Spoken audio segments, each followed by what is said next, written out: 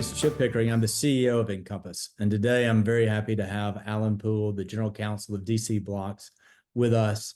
Alan, welcome. And I love seeing your guitar in the background.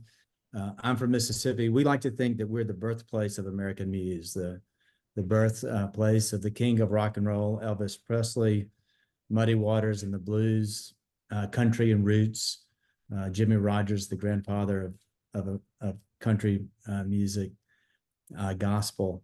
So to have a musician on and someone who is building digital infrastructure is a good combination. So welcome and tell us a little bit about your story and DC BLOX, and then we'll get into the conversation about what you're doing and building and how you're growing and what's important to companies like DC BLOX and the companies that y'all work with, and in the States and the footprint where you are.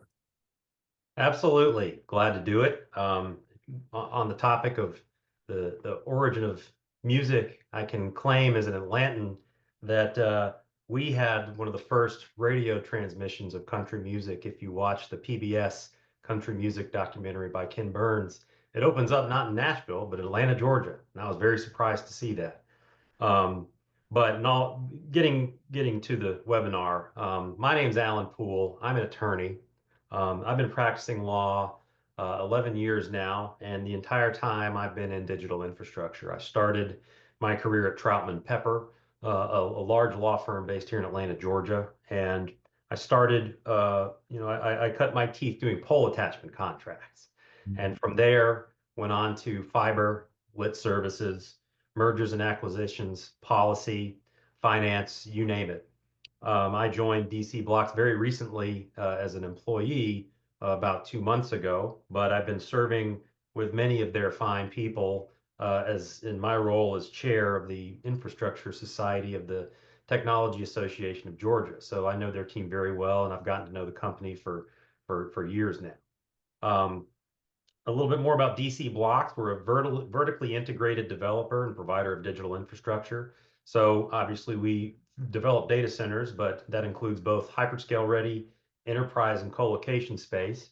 We're also in the fiber and connectivity space, and we even have a cable landing station for international undersea cables in Myrtle Beach.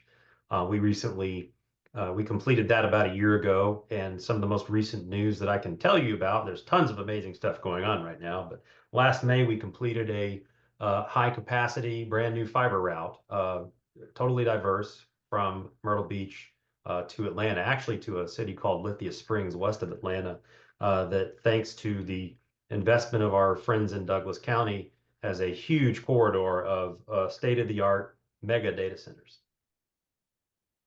Well, DC BLOX is a great story, and being from the Southeast, seeing a company really build out in our region, having a subsea cable landing, the diversity of your dark fiber. Tell our listeners your other major hubs and data center locations, and then anything that you'd like to talk about. What is driving this? What are the economic technology forces that are creating this tremendous both investment opportunity for DC BLOX and the growth strategy that you have? So I can get into that while telling what to me is the very interesting story of DC BLOX. Their first phase of life was to identify tier 2 and 3 markets that needed high power compute, specifically enterprise co-location at the time, starting in 2014. So at first we weren't focusing on the Super Bowl cities, but we started in Greenville, Chattanooga, Huntsville, Birmingham. This is where we started making really big moves in the enterprise market. And this was around the time when the public cloud was starting to be constructed. So companies were moving their data processing offsite. They needed a place to house their compute power, their servers, and we were one of the many entities that provided that. Fast forward, the increase of video conferencing, real-time data processing, e-payments started happening, mid 2000s, and we started growing. We had a refresh of leadership, I think, in 2017, and started setting our sights a little higher. Um, we've been purchasing land and getting ready for big builds, including in Lithia Springs, as I mentioned earlier. And at this time, that trend was just the increase of compute, which were driven by me, you, all of us, the things we want and the things we need. Much of it starts right here with your phone. If you follow that transaction, let's say you do an e-payment, that's big here in Georgia, which is considered the e-payment corridor of the nation, if not the world. You do a transaction on your phone, it hits a cell tower, which connects to fiber, and that fiber goes to a data center and possibly many others in order to make real-time split-second computations to be able to confirm, settle up accounts, confirm you have the money, and make the transaction and get things shipping. And then you monitor where your product is coming from through a similar transaction. Through a similar process. As our devices got more powerful, high-tech companies started to realize that they needed data centers and computing power to get closer to the users. So we began in the mid 2000s and largely are still in the process of, where it makes sense, decentralizing data center housing and compute from originally, your New Yorks and Atlantas and Ashburns to Metro Atlanta, other parts of Georgia, Greenville, like we found. From there, I mean, it really still is all about the end user, but the next big thing, at least according to my observation, was COVID. We were starting to see more video conferencing before that, and then with COVID, we couldn't live without it. And the infrastructure, the investment in digital infrastructure around that time to help meet the pace of demand was wild, awe-inspiring. And we're still going through that and still going through building the public cloud, accommodating high-end technology, high-tech companies and what they want to do with streaming, health, education, payments, you name it. And we'll get to AI, but AI is very exciting. It's just the tip of the spear as far as AI is concerned. So I'm very encouraged in this market to know that even for old trends, we're still making big moves to try and meet demand. Well, DC BLOX has a great story, and I've really been impressed about the leadership of your company. Jeff Hughes serves on the INCOMPAS board. I recently hosted him in Mississippi. I love the focus that y'all have on tier 2 and cities like Chattanooga, Greenville, Jackson, Huntsville. Those are great emerging hubs of both private investment, research, national security, defense, NASA, all of those hubs that data centers, where they're a critical component and a critical piece of the infrastructure to make those hubs grow, succeed, prosper. And so your company is entering into our region as a tremendous positive force. And so we'd love to see you come to Mississippi, come a little bit farther west. And we do. As AI hit, and we saw all of our leading tech companies, and INCOMPAS is pretty unique and distinct in that we have the large tech companies that are driving all of the different applications you talked about, which require the data centers and the fiber networks to be able to distribute and enable the applications that ride on top of our networks, and to be stored and what the data centers do to make everything work.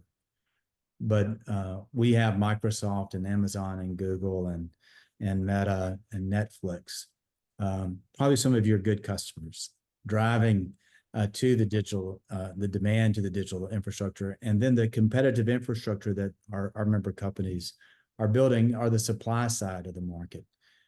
tell us a little bit. You know, you mentioned pole attachments as one of your first ways to enter this world. I was a young staffer working on the 1996 Telecommunications Act, and I try not to tell too many people, but I worked closely with the then Senate staffer of Senator Hollings from South Carolina.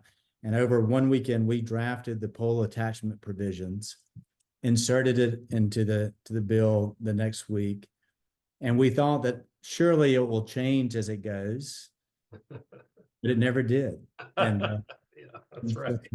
my one of my early achievements, I guess, is the pole attachment provisions and rules, where as a young lawyer you got to do some of your first work. But we as Encompass are continuing to fight pole by pole, rail by rail crossing, Oh, yes. right of way by right of way, street by street. How do we deploy the networks of the future? And how do we make it faster, more affordable, streamline it, best practices, so that our competitive fiber and data center companies can deploy what is needed now to meet this moment of all of these converging applications and the exciting emerging AI technologies and applications. So again, I commend DC BLOX for being able to go from Myrtle Beach to Atlanta,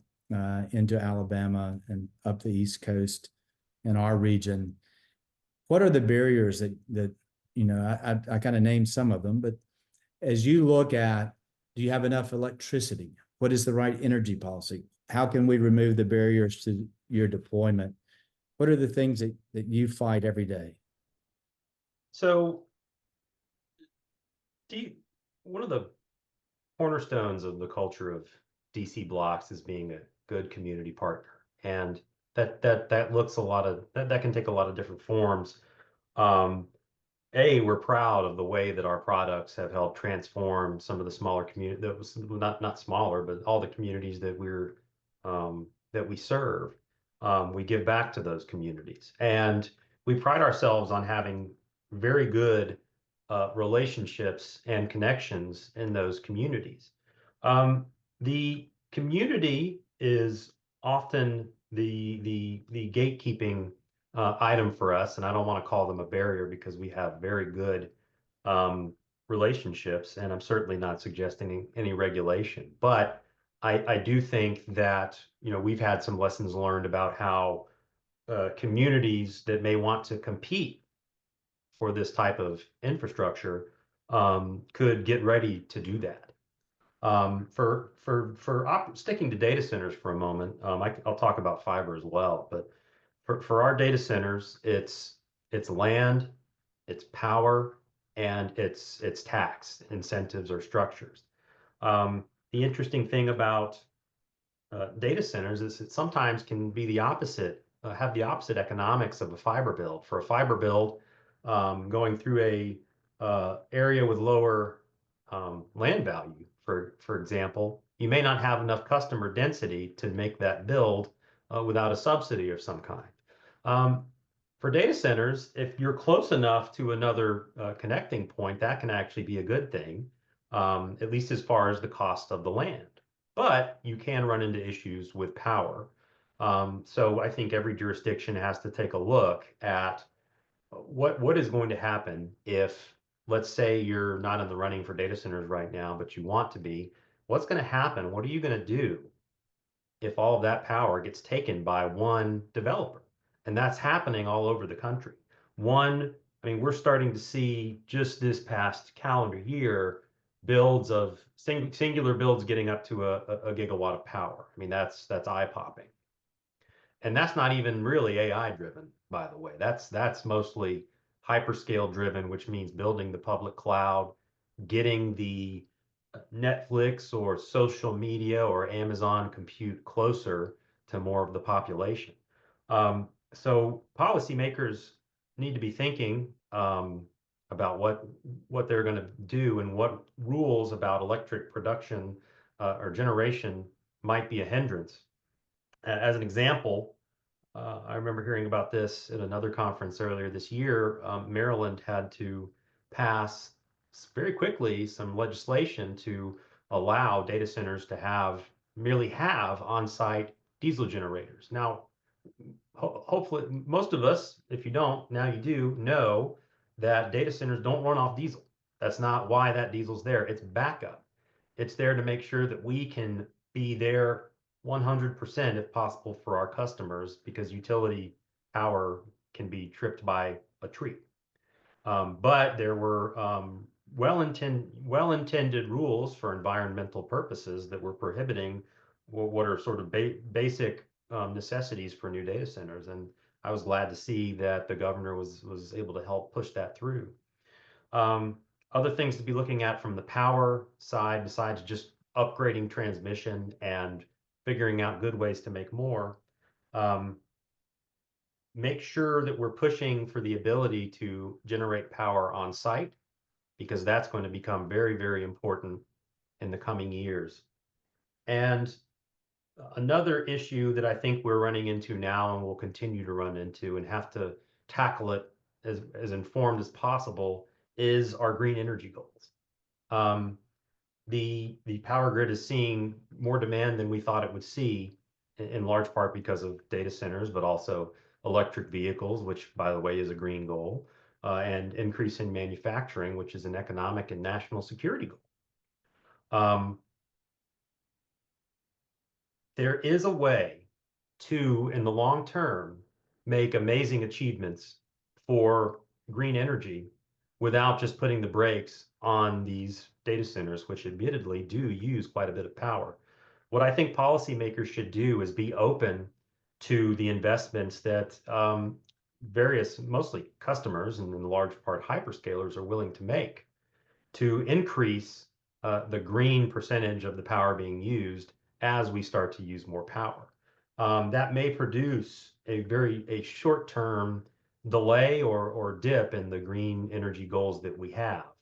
But in the long term, I think it's going to be better than if we hadn't had this data center explosion happen, because of the large pocketbooks that are being opened to create new ways to use green energy that didn't exist before.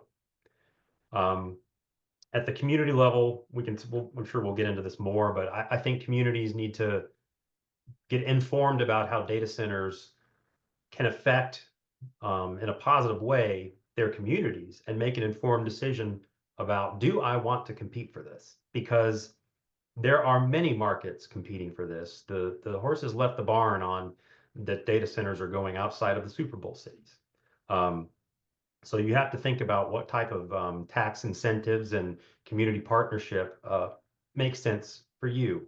And I think that community leaders also need to make sure they're an effective conduit for the concerns of their community, because at least at DC BLOX, we're doing everything we reasonably can to head off community concerns as soon as possible, because it makes more sense financially.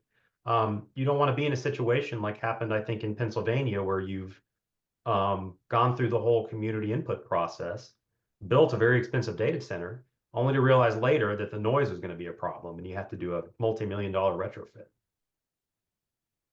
You know, as you kind of lay out what you're doing and kind of the value system of partnering with communities, working with communities, it makes me think of a dinner with DC BLOX CEO Jeff Uphughes earlier, with other industry leaders, university academic leaders, policymakers in Washington, as we look at AI and energy policy and the role the data centers really are at the center of this discussion and debate.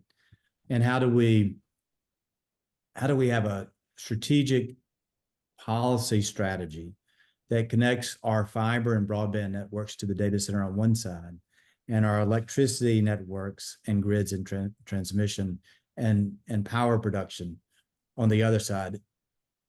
Those critical networks, the critical infrastructure of today, meeting at the data center, really is, if we can get those right, it helps us not only for the communities, the region, the economic development, the strategic international competitiveness. But as we have a new rival with China, and as that rises, electricity and energy really is the supply chain critical component of getting it right. And I'm very excited.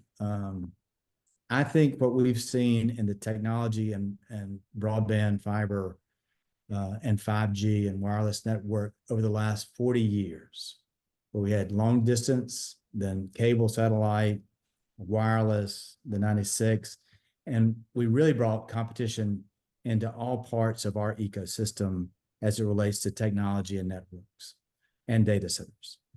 Electricity is still kind of in the old world. And I think that because of AI and what data centers are doing, we have an opportunity to have a very constructive disruption of the electricity market so that we bring on-site power, we diversify our power sources in a way that is environmentally sustainable, energy independent, and to really increase it, but bring new competition into that side of the market. Do you think, and to bring a revival of nuclear as well as renewables? Do you think that's going to happen? Gosh, what a question. I think that I'd agree entirely that data centers, and I'm biased because I'm, in the communications industry, but it seems like a great opportunity for the great tech convergence that I think we've all started to realize we want to see. Now, if you look at how we're approaching digital infrastructure as a country right now, using the IRA and the Infrastructure Act as an example, we're still a bit. I mean, as far-reaching as that is, we still haven't quite gotten there now. But at the same time, we are seeing helpful movement. So let's take the broadband build out that's going to be starting in earnest, hopefully next year. That's going to enable last mile facilities to get built to places that never had them before. Is it going to cover everybody? Well, we want it to. I don't think it will, but it's going to be a generational change, at least as far as having that last mile connection. But that last mile connection doesn't work without middle mile, without long haul. So it was great to see Congress and the NTIA be able to focus on middle mile, not just through the separate fund under BEAD, but also including middle mile as one of the allowable costs for last mile, because obviously it doesn't work without transport. But you can't stop there. Are the long haul routes the way they need to be right now? Are they where they need to be?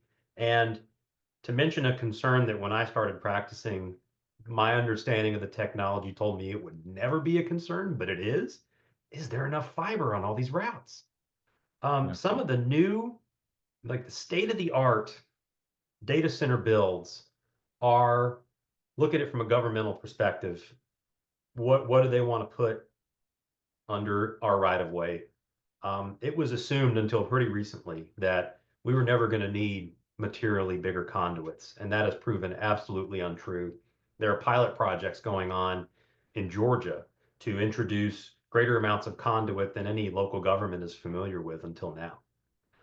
So that needs to be upgraded. And how are we going to meet the computing needs of all these people that have high-speed internet for the first time if they don't have an internet exchange point near them? I'm sure everybody knows what that is, but your internet connection is basically data transport until it gets to the internet exchange. And at that point, that's when it becomes whatever title you want to give it right now. Right now, it's Title II. But that's where the true internet compute happens. And if you're not close to one of those exchanges, you have problems with things like latency that might make real-time video conferencing, which you may need for your job or your education or your health, unworkable. So where's that investment? Some of it's going to come from BEAD, not all of it. I do think that private investment is really well situated to handle that, in large part because the big the big dollar clients, hyperscalers and content companies are starting to invest away from centralized areas to the edge, which if we can build enough, we'll have sort of bolt-on effects where there'll be space for other things too. Although that's been a concern in the industry, having enough space to lease. You bring up a good point. As we see BEAD really plans state by state being adopted and approved by NTIA right now, as we expect grants to be awarded in the first half of next year, first quarter, first half of next year. The middle mile program that was through NTIA was much smaller than the last mile program. And do we actually need more resources on middle mile?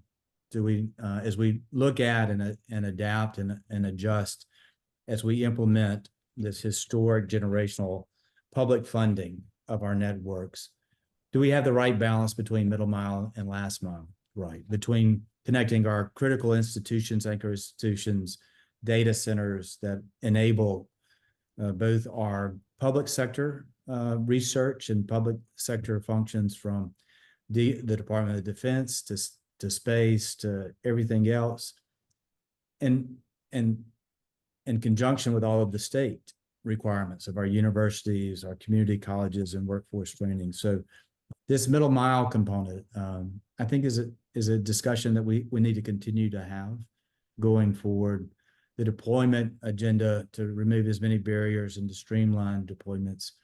And then how do we bring electricity policy into the modern era that is going to be dispersed, decentralized, competitive, and can meet the demand driven by AI and data centers right now. So I being around Washington for over 3 decades and working in major policy formation during those 3 decades, I'm really excited about this next leap that is driven by AI and all the other applications, autonomy and advanced manufacturing and precision agriculture and medicine and all of those sectors of our economy. Our industry is still going to be on the tip of the spear and at the forefront of how do we lead the world in technology, and how do we secure the things that are important to us. I think you're absolutely right, and the challenges that this explosion in technology is going to cause leaves us with ample room for amazing opportunity, new discoveries, getting better at what we already know how to do, like store solar energy, which is very easy to get at times, into batteries so it can be used for something like a 99.5 or 6 nines uptime data center, which without good battery tech is just not possible.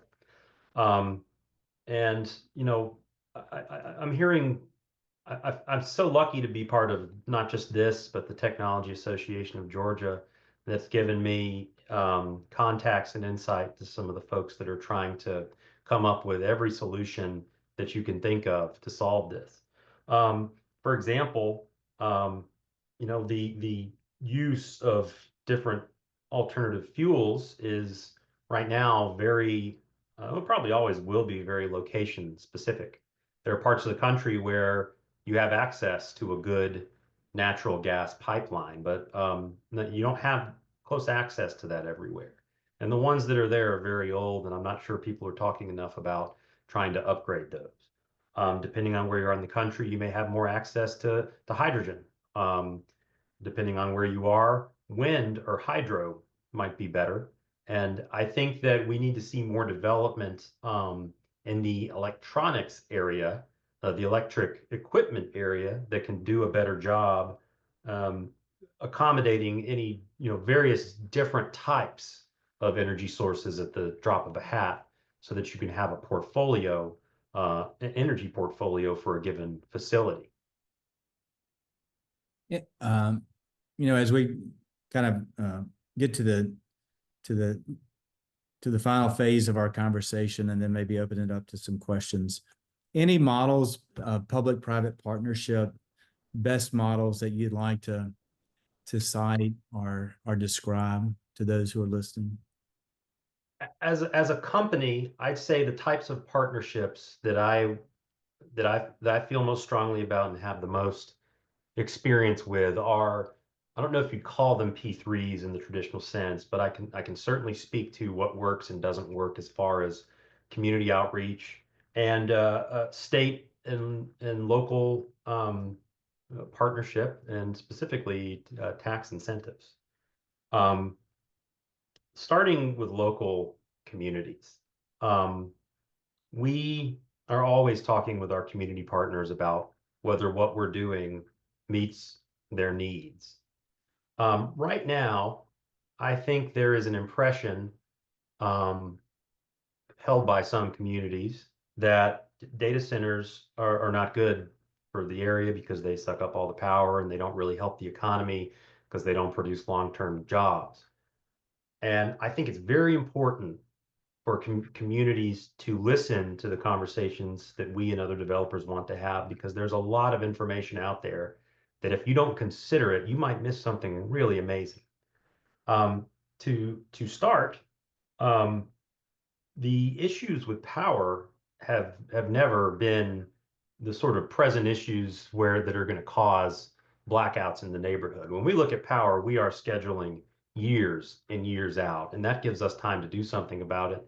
And certainly here in the southeast, where I'm most experienced, you have some really amazing utility partners that are doing coming up with new ideas on how to keep the grid safe and reliable and low cost to taxpayers as much as possible in light of the investments we need to make in the future. Regarding community impact, I'm actually really excited about the things that data centers can do for communities.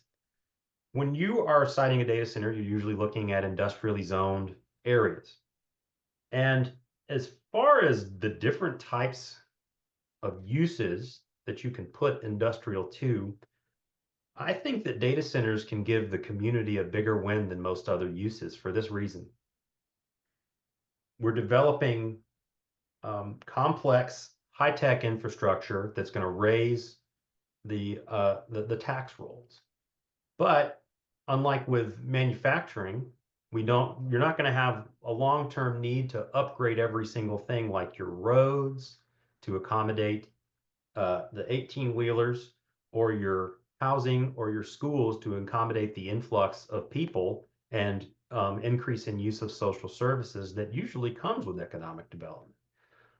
So I think there's an exciting win that needs to be communicated to our community partners that will help our town meetings and zoning and permissions to go along further. I would also encourage all stakeholders at the state, county, and city and local governments and organizations to look at tax incentives in a very informed way. I know that the word tax incentive seems like a big, scary, evil monster to a lot of people, but those have been around since time immemorial, and they're very simple. At a high level, the government takes a look at what happens if we don't give the tax incentive and the data center is not developed, or whatever your mixed use development, rail, what have you. How much increase in our tax rolls are we going to get if it is developed? And just make sure you don't give away materially close to that. It's really all about unlocking capital. I can think of a great example. We didn't do it, but it was in South Fulton, a government South Atlanta here in Georgia. And when I read they were giving some multi-million-dollar tax cut to a data center developer, I thought, golly, don't we already have state sales use tax exemptions? What else do they need? I came to learn that it was to develop a site that was previously considered undevelopable, something you could not develop for a manufacturing or automotive plant. And this data center company figured out how to do it. It was expensive. And now you have a piece of land in the jurisdiction that was never going to contribute to the tax base, do so in a big way. It's talking about the benefit of data centers. I'll give a quick example. In my home state of Mississippi, when AWS announced their big data center commitment, and over $10 billion of investment on the capital construction side. But I won't tell you how much the local county will receive in taxes, but it will make a generational difference in the schools, the hospitals, and the infrastructure of that county. And that is true as we modernize our grid and our transmission and the solar and the wind. What we're seeing through the Mississippi Delta as a result of the data center is county by county, small community, rural areas really benefiting from the local taxes that are generated from a data center. And what I tell every community and group that I speak to, a data center is the equivalent in the old world of a port city. So think Los Angeles, Houston, New Orleans, Miami, Charleston, New York. And they became the hubs of where commerce came in. Transportation networks all began to interconnect there. Warehouses were built, banks were built, commerce and startups and new businesses, and everything clusters around the port city. And to me, a data center does the same thing in the modern world, where it's e-commerce, e-payments, all the advanced applications it enables for new modern manufacturing, for autonomous vehicles, for all the types of things, how we farm, how we work, how we educate today. Data centers are the enabling hub of what makes all of that work. And so I'm very excited that Encompass can advocate and represent and work with great companies like DC BLOX, and that you're doing it in my home region, looking at my home state. And I know the benefit that DC BLOX brings for every community where they make the investments and the networks that connect their whole region into the major thriving, growing places around the Southeast. So I just want to commend you for being a great company with great leadership and a value system that really gives back to their communities where they locate.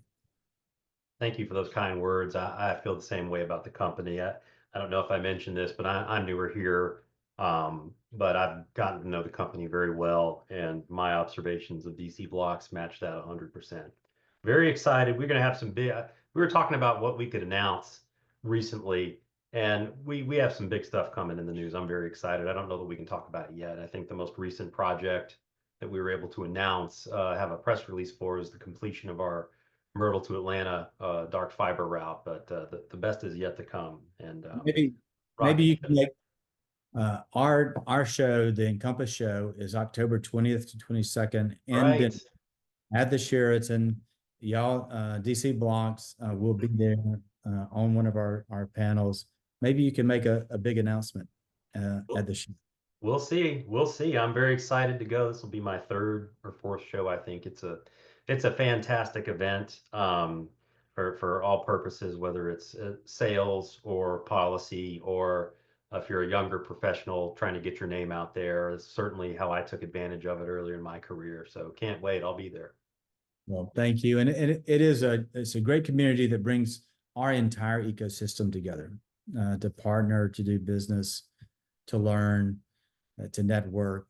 And then as we advocate together as an industry, back in DC or back at the States and back in our cities and communities, so that we can have the best practices and the best policies. So again, thanks to DC BLOX. I don't know if we have any questions from the audience that I can see.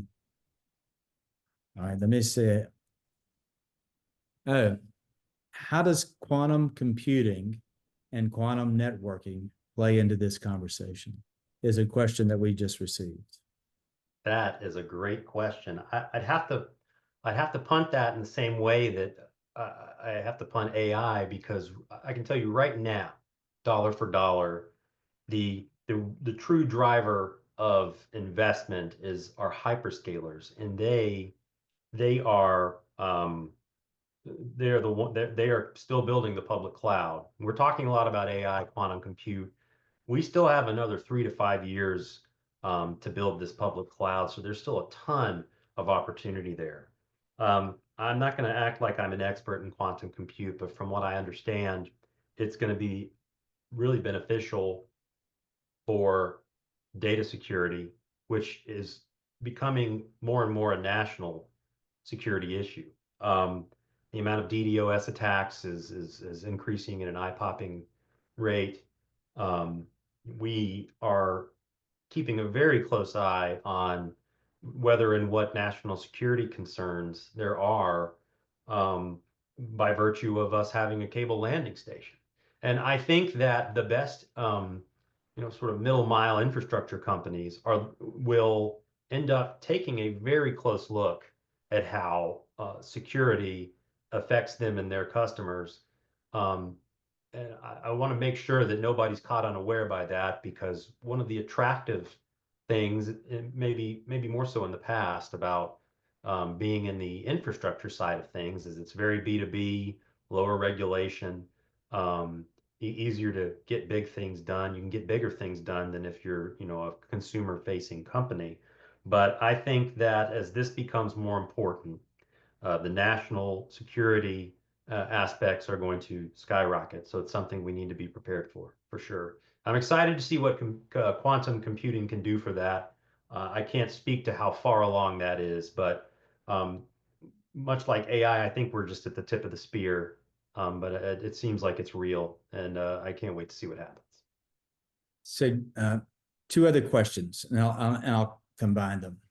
You may have seen the recent announcement that Microsoft is making a strategic investment and partnership with 3 Mile Island to retrofit and modernize the nuclear plant there. In Georgia, I know you have Vogtle. In Mississippi, we have the Grand Gulf. There's a lot of talk around small modular nuclear reactors, SMRs, as maybe an on-site energy production that could be a big part of the answer for energy.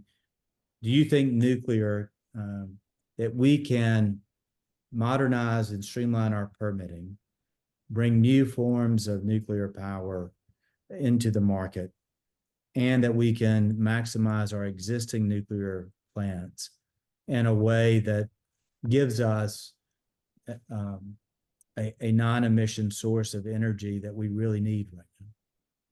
I think we can. There's a lot of work to do. I was at a conference earlier this year where we talked a lot about small modular reactors, and people are very excited about it because from a technological perspective, um, it seems like a very, very real solution to a very real problem. But there are two issues with it. One, to get anything like that permitted at the federal level, you need something like 7 to 10 years. One of the only examples of these I can think of are Army submarines that have small modular reactors. And that's not even taking into account what the community thinks about it. We have communities worried about how loud the fans in data centers are going to be. Um, we're going to need to get our heads around why these are safe, how they work, and be able to be good representatives to our communities, to make sure that we can do them when we can deploy SMRs when we need them. I think that the current strategy that's a little more real is looking at existing nuclear sources of power that have already been built, like 3 Mile Island, or decommissioned, like Amazon's deal in Pennsylvania. And then, of course, you have Vogtle, which is a very interesting case study, because I mean, one of the biggest reasons for the delay and the cost is it was units 3 and 4 were begun before the Fukushima disaster. Before that happened, I think that was 2011. We were as a nation, very bullish on new nuclear reactors, and I think in large part the fear caused by Fukushima stopped that.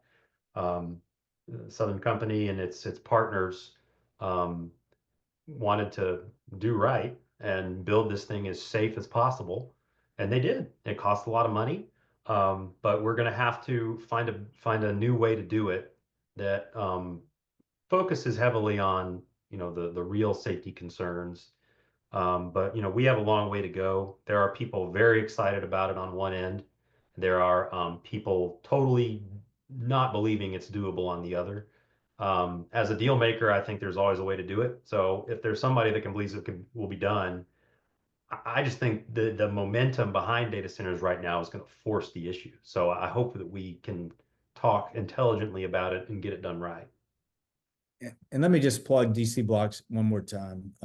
You have one of your board members, Clark Gillespie, who is a former president of Duke Energy in South Carolina, then went to work for Google on community engagement and data centers globally, has worked across the South, Alabama, and economic development, and with Jeff Uphughes. So you really have, I think, for us to meet this moment and the challenges, we have to somehow we have to end the silos, and we have to bring the energy community with the broadband fiber network community, and the table around which we meet is the data centers. It is what brings everybody to what I hope would be a policy approach that would be holistic and comprehensive, that brings both sides of our critical infrastructure together in a new way that speeds the deployment of our critical energy and broadband networks in the data center at the heart of our critical infrastructure. So one more plug. And lastly, the question, Myrtle Beach, your submarine cable landing, what has that meant to South Carolina? What has it meant to a place like Greenville? From an economic development point of view, if you look at Northern Virginia, from Silicon Valley to Seattle, people don't realize it. The submarine landings, the subsea landings, really cause explosive growth wherever it lands. Do you have any other new announcements on subsea cable landings, or is Myrtle Beach for now the crown jewel for DC BLOX? More to come, but I can tell you that our investment in Myrtle Beach has been very beneficial to the community and to the state. I can tell you that just because they're such big fans of the investment. That project, Myrtle Beach, led to the dark fiber route that I mentioned earlier. And one of the current things going on that I'm really excited about, maybe because I'm more of a fiber lawyer in my past life, we have top of the line, high capacity, plenty of space available fiber going through something like 26 rural counties. There's going to be plenty of space for anchor institutions or the last mile providers to hook in and solve that middle mile problem that we mentioned earlier, where I don't think the federal government was able to cover that enough. The Greenville is one of the earliest investments that the company made, and our investment in communities by putting top tier data centers in tier 2 and 3 communities has typically shown to be a part of what brings high tech jobs to the area. I mean, we're in Chattanooga as well. That's well known as one of the first places to have gig fiber because that government has been had such good foresight. And both Chattanooga and Greensville and Huntsville and Birmingham are seeing huge effects from digital transformation. Businesses going digital. Huntsville also has one of the first utility lease models with Google Fiber, and data centers are part of how that works too. So we're very excited about the good that what we've done has the good of our services experienced by our community partners. Well, this has been a great conversation. I really appreciate the time and the discussion.